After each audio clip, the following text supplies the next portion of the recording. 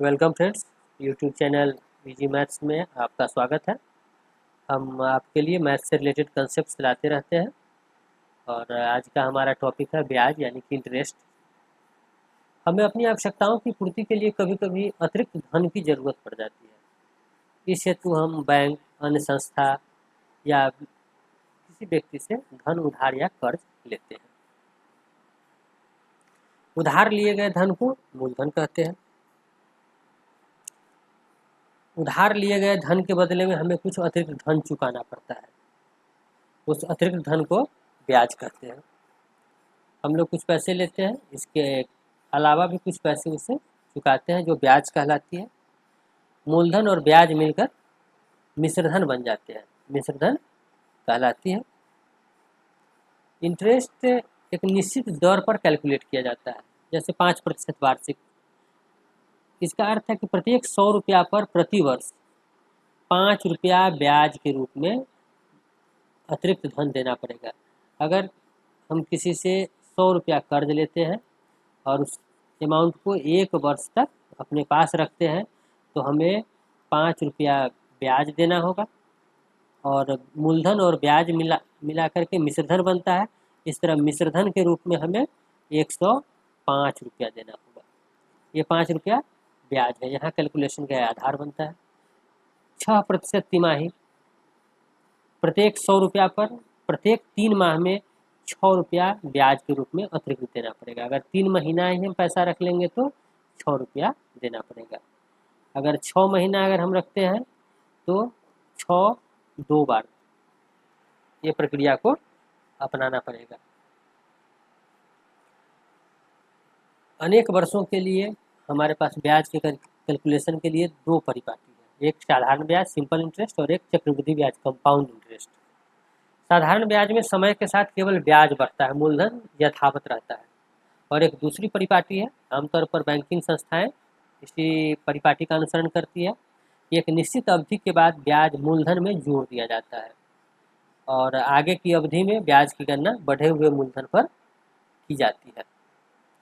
इस दोनों ही ब्याज के लिए एक सूत्र भी है, हम इस सूत्र को देखें फिर आगे इसकी व्याख्या करेंगे।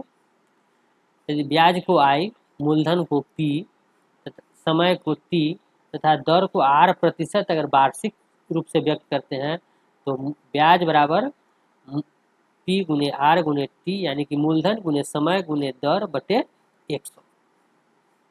और मिश्रधन को A से व्यक्त करते हैं तो A बराबर मूलधन जोड़ ब्याज P प्लस I। ये साधारण ब्याज के लिए। अब चक्रवृद्धि ब्याज को देखते हैं। चक्रवृद्धि ब्याज के लिए मिश्रधन का हमारा फॉर्मूला है P into 1 plus R/100 to the power n। अगर चक्रवृद्धि ब्याज की का कैलकुलेशन करना हो तो उसमें से हमें मूलधन घटाना पड़ता है, तो इसके लिए आता है P into 1 plus R/100 to the power n minus 1, जहाँ n रूपांतरण की संख्या है। ये क्या है थोड़ा आगे इसको एक्सप्लेन करेंगे व्यवहारिक उदाहरण के द्वारा। हमारे पास एक प्रश्न है, अनुराग ने अपने एक व्यावसायिक मित्र से 4,000 रुपये 10% वार्षिक की दर से 2 वर्ष के लिए साधारण ब्याज सहित मिश्रधन ज्ञात कीजिए। हमारे पास सूत्र है I बराबर P गुने R गुने T बटे 100। तो P है 4,000 रुपया, R 10% और समय है 2 वर्ष। 100 से भाग करते हैं, हल करते हैं, आगे ब्याज हो गए 800 रुपया।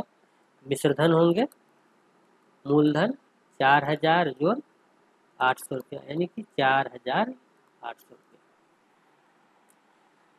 हमारे पास अगला प्रश्न है कि अनुराग ने अपने व्यवसायिक मित्र से 4,000 रुपये 10% वार्षिक की दर से 2 वर्ष के लिए पैसे लिए। चक्रवृद्धि ब्याज सहित मिश्रधन ज्ञात कीजिए यदि ब्याज वार्षिक संयोजित होता हो। यानी कहने का अर्थ है कि ब्याज वार्षिक संयोजित होता है। चक्रवृद्धि ब्याज के बारे में तो हम समझ चुके हैं कि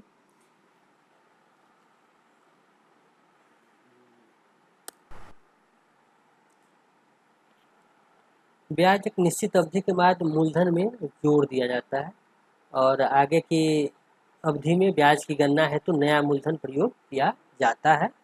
हम परिभाषा के आधार पर या कंसेप्ट के आधार पर देखते हैं कि फर्क कहाँ आता है।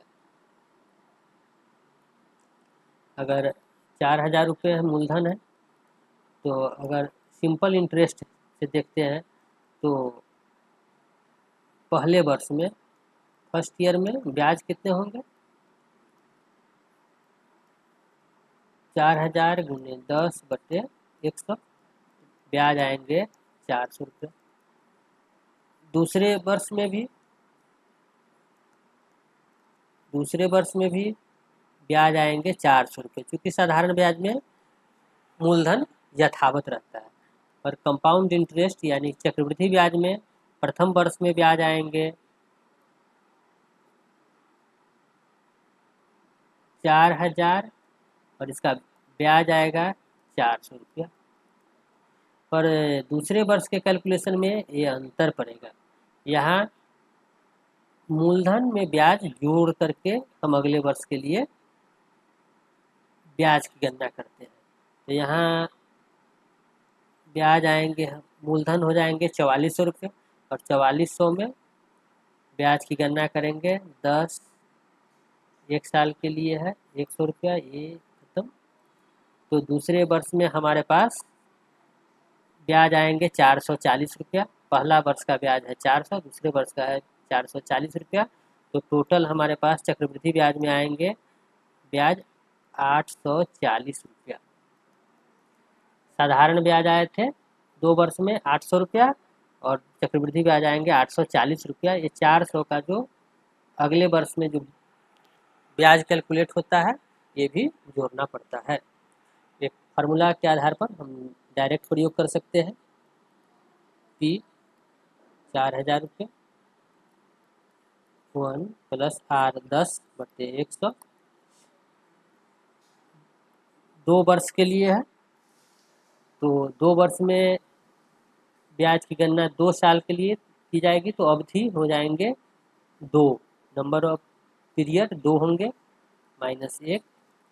हल करते हैं 4,000 110/100, इसको सॉल्व करते हैं, गुने 110/100 -1।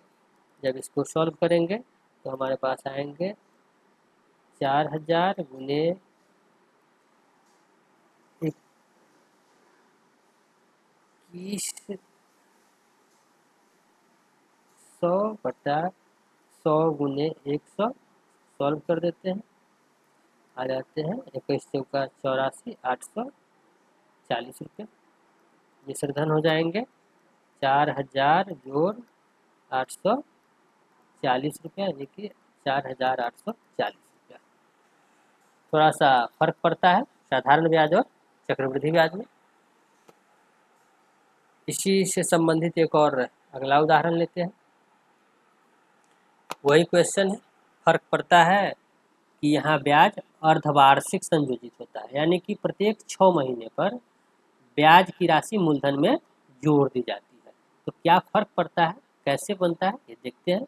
हम पहले केस में इसको सॉल्व किए हैं और CI आए थे 840 रुपया। दूसरे केस में देखिए P 4,000 रुपये हो, 1 प्लस यहाँ दर। यहाँ जब दर की चर्चा होती है तो साल भर के लिए दर है 10%। तो ब्याज जब अर्धवार्षिक संयोजित होंगे तो अर्धवार्षिक ब्याज होंगे, अर्धवार्षिक ब्याज होंगे 10/2, यानी कि 5%। और रूपांतरण की अवधि, नंबर ऑफ पीरियड, 2 वर्ष में ब्याज हर 6 महीने पर संयोजित होगा। तो ये 4 बार ये संयोजन की क्रिया होगी, तो n हो जाएंगे 4, ये होंगे n 4 -1। जब इसको सॉल्व करेंगे तो ये रूप लेगा 105/100 गुने 105/100 गुने 105/100 गुने 105/100 -1। अब इसको आगे सॉल्व करते हैं, 100 गुने 100, 100 गुने 100, 105 गुने 105 गुने 105 गुने 105, 100 गुने 100 गुने 100 गुने 100। तो ये कुल मिलाकर के ये हिसाब आते हैं